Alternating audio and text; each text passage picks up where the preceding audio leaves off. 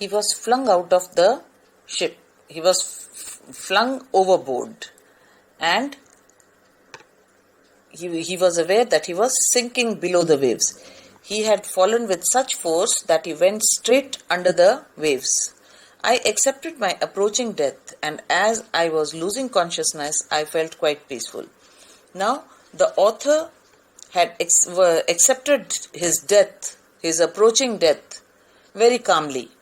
Probably he was aware that any such event could happen, and so he did not fight, he did not resist as if.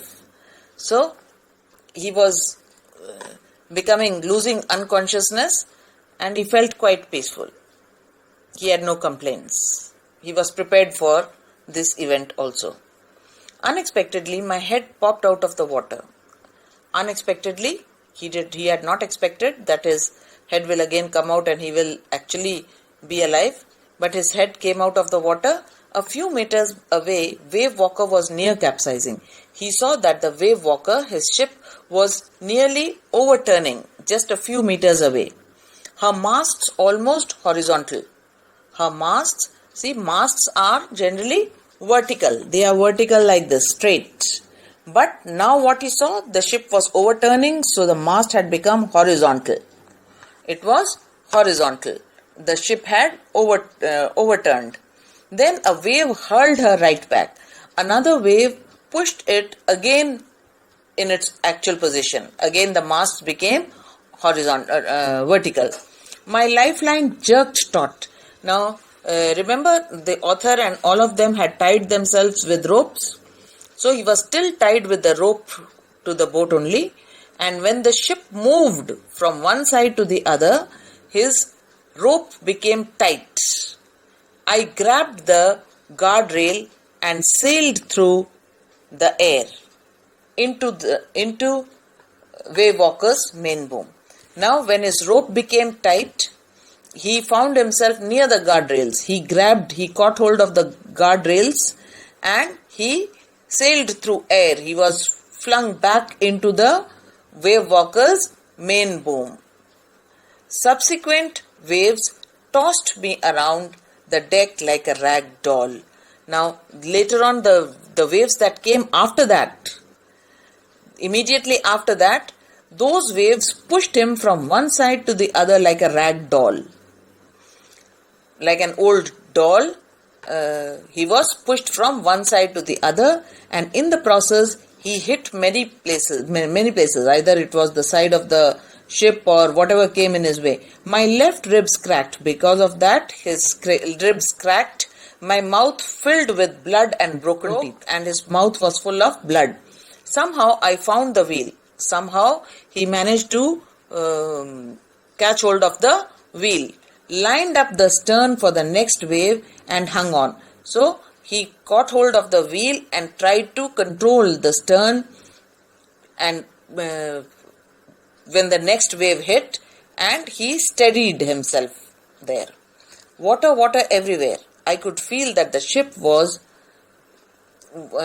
had water below, but I dared not abandon the wheel to investigate. Now he knew, when he steadied himself, he saw around him that the ship was taking in water. There was water everywhere in the ship, but he did not dare to leave the wheel to find out just how much damage had been done. Suddenly, the front hatch was thrown open and Mary appeared. Suddenly, hatch is a cover-like thing by which you open and go under the ship. That was opened and Mary came out of it. "We are sinking," she screamed. "The decks are smashed. We are full of water." So she said that the ship has been damaged very badly and it is getting filled with water and we are going to sink. "Take the wheel," I shouted as I scrambled for the hatch.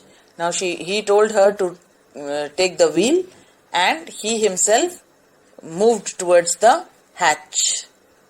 Larry and Herb were pumping like madmen. Here madmen refers to the speed with which they were pumping out water. Broken timbers hung at crazy angles. Now, broken wood was hanging here and there. The whole starboard side bulged inwards. The starboard side was broken. It was bulged. It was twisted inside. Clothes, crockery, charts, tins and toys sloshed about in deep water. All these things, crockery, clothes, charts, tins, toys, they were all moving about in the deep water. I half swam, half crawled into the children's cabin. Now he half swam. That means there was enough water. Half crawled into the children's cabin. Are you all right? I asked. Yes, they answered from an upper bunk. They were sitting on the upper bunk. There are bunks.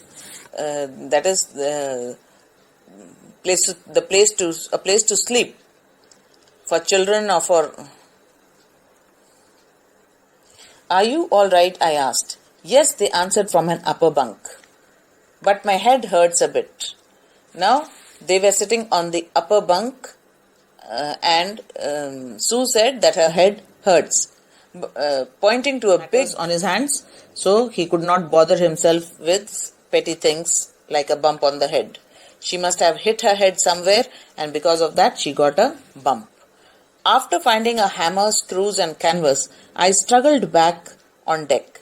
With the starboard side bashed up open, we were taking water with every wave that broke over us. So the starboard side was broken, and whenever a wave came, they were taking in lots of water from that broken part.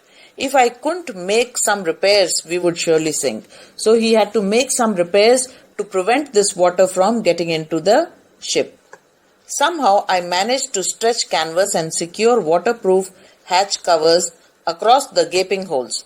Now he stretched the canvas and secured the made the waterproof hatch covers across the gaping holes. He covered those holes with canvas and nailed that canvas. Some water continued to stream below, but most of it was now being deflected over the side. Now, most of the water was being thrown out when the ship moved from one side to the other.